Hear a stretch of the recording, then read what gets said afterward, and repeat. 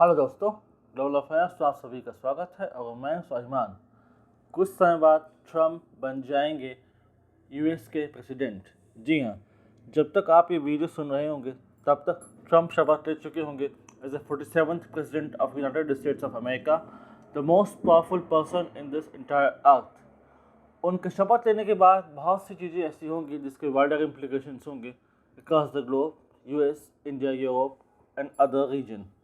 दरअसल इसी दौरान एस जयशंकर हमारे विदेश मंत्री हैं, जिनको न्योता गया है कि वे swearing in ceremony of Trump को ज्वाइन करें और वहाँ प्रेजेंट हो, वो एक इनफॉर्मल मीटिंग कर रहे हैं विद क्वाड मेंबर्स।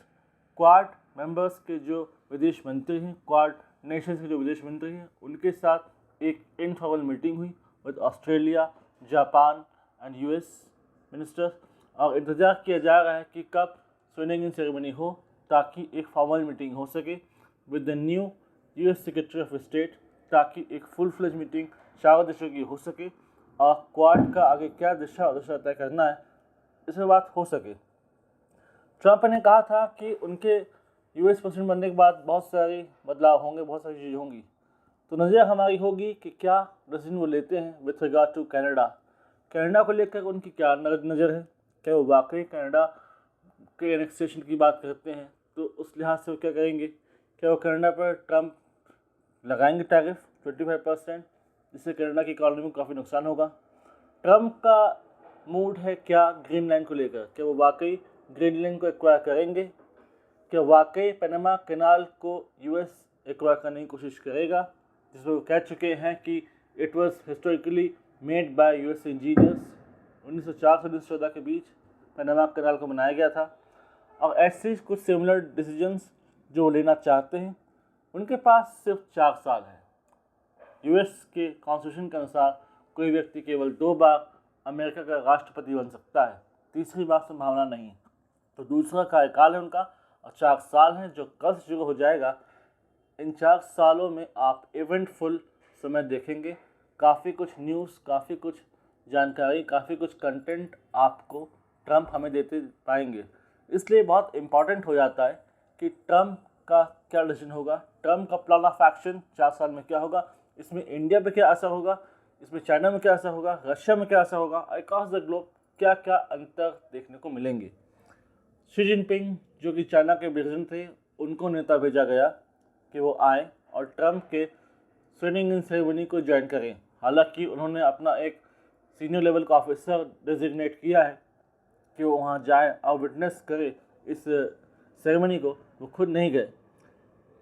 हमारी तरफ से विदेश मंत्री श्री एस जयशंकर गए हैं और दूसरे भी अन्य मंत्री अलग अलग देशों से गए हैं।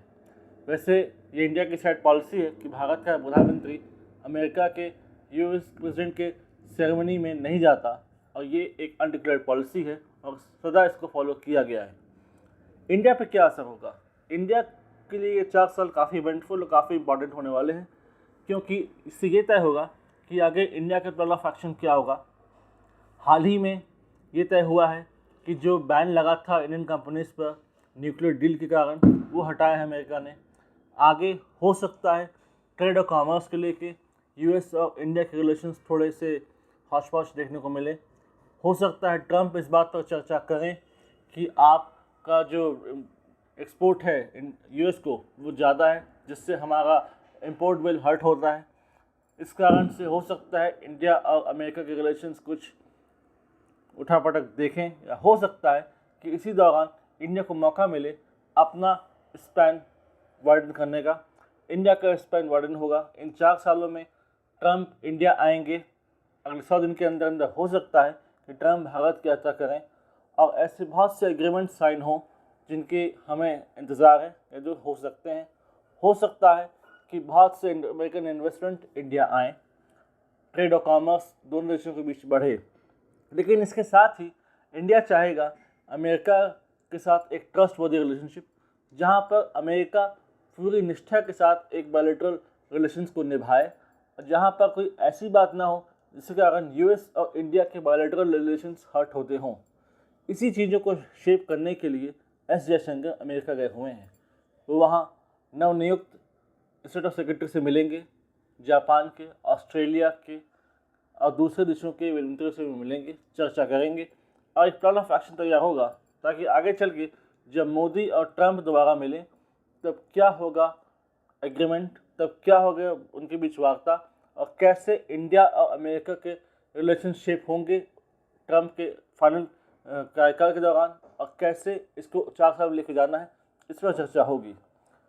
चर्चा ये भी हो रही थी कि क्या होगा गाज़ा का यदि शांत नहीं होता हमास। हालांकि हमास अब शांत हो गया है, लेकिन एक बात का कयास ये लगाया जा रहा है कि अब यूएस और इजराइल बैकडोर की तैयारी कर रहे हैं कि भले हमास गाज़ा के रीजन शांत हो गया है, लेकिन अब ईरान में रजीम चेंज के लिए बात की जाए। जी हाँ, एक प्लान बनाया जा रहा है जिसमें पहले एक ग्राउंड क्रिएट किया जाएगा in Iran against current regime of Iranian government. जो करंट रजीम है ईरान की, उसके अगेंस्ट एक ग्राउंड क्रिएट किया जाएगा ताकि ईरान में एक pro Israel pro US government का इंस्टॉलेशन हो सके और 2025 में इसकी संभावना है कि ये इसका काम शुरू हो, क्योंकि नेतन्याहू जो कि इजराइल के प्राइम मिनिस्टर हैं, वो कई बार ईरानियन लोगों को एड्रेस कर चुके हैं। वो कह चुके हैं कि इजराइल उनका दोस्त है, दुश्मन नहीं है, इसलिए कोशिश करनी चाहिए ईरानियन लोगों को कि वो अपने करंट रजीम के अगेंस्ट खड़े हों। और ईरान में भी एक प्रकार से एक छुपा हुआ सा एक विद्रोह देखने को मिल रहा है। वहाँ पर महिलाएं अपने अधिकारों के लिए लड़ रही हैं, वहाँ हिजाब और बाकी चीज़ों को लेकर एक रोष बना हुआ है। तो हो सकता है कि ये प्लान जो ईरान के लिए बना रहा है यूएस और इजराइल, इस पर काम हो, और हो सकता है कि तब ग्रीनलैंड को एक्वायर करने की जो प्लान हो इस पर बात हो। और हो सकता है आगे जो चाइना को लेकर उनकी रणनीति है, यूएस के लेकर रणनीति है, रशिया को लेकर रणनीति है, इस पर भी ट्रंप कुछ डिसीजन लें। जहाँ तक रशिया की बात है तो इस पर फोकस किया जाएगा कि रशिया और यूक्रेन के वार को जल्द से जल्द कंक्लूड किया जाए, क्योंकि ट्रंप कह चुके हैं कि वो चाहेंगे कि यूएस और यूक्रेन टेबल्स में आए, बातचीत करें, युद्ध का अंत करें। वैसे भी वो नाटो से बाहर आना चाहते हैं। उनके रहते हो सकता है कि यूएस नाटो छोड़े, तो इसमें कोई आश्चर्य की बात नहीं होगी यदि यूएस नाटो को अलविदा कह देता है ट्रंप रजीम के दौरान, क्योंकि वो चाहते हैं कि बेवजह के पैसे बर्बाद ना हो अनावश्यक के युद्ध में, वो ऐसा चाहते नहीं। तो हो सकता है इस दौरान नाटो अपना एक मेजर पार्टनर खो देगा एज ए यूनाइटेड स्टेट्स। और हो सकता है इन 4 सालों में हम यूक्रेन और रूस के बीच चल युद्ध का अंत भी देखें, जो कि बहुत ज़रूरी है, क्योंकि इसमें काफ़ी जानों माल का नुकसान हो चुका है। दोनों देश इकोनॉमिकली तबाह हो चुके हैं, बर्बाद हो चुके हैं। इसी दौरान मिडिल ईस्ट की अगर बात करें तो यहाँ पर हो सकता है कि कोशिश की जाएगी कि हमास और हिजबुल्लाह को और पैरालाइज किया जाए और कमज़ोर किया जाए। अभी तो इज़राइल और हमास शांत हो गए हैं, एक सीज़ फायर एग्रीमेंट हो गया है, लेकिन एक कोवर्ट ऑपरेशन के तौर पर, एक स्पाइनेज के तौर पर कोशिश की जाएगी कि जितना जल्दी हो सके हमास और हिजबुल्लाह को कमज़ोर किया जाए। ईरान हमास हिजबुल्लाह के ही थ्रू इज़राइल वाले रीजन में गड़बड़ी फैलाता रहता है। कभी वो हमास को बोलता है, कभी वो हिजबुल्लाह को बोलता है कि वो यहाँ गड़बड़ी फैलाएं। तो इन सब चीज़ों को भी करने की कोशिश करेगा यूएस और इज़राइल का नेक्सस। और इसमें कोई बड़ी बात नहीं कि हो सकता है कि हमास और हिजबुल्लाह बहुत बड़ा नुकसान झेलें, जिसमें ईरान को भी चिंता में आना हो सकता है। देखते हैं आगे क्या होता है। ये 4 साल बहुत इवेंटफुल रहेंगे। ये तो बहुत स्पेकुलेशंस हैं, फॉरेन एक्सपर्ट्स की, जियोपॉलिटिकल एक्सपर्ट्स की एक अनुमान है। और हो सकता है कि 4 साल ऐसी चीज़ें आप देखने को मिले। ऐसा होता है तो क्वाइट इवेंटफुल रहेगा ये 4 साल। Let's see what happens, let's see what decision Trump will take with regard to Greenland, with regard to Canada, with regard to Panama Canal, and with regard to Middle East and China, Russia.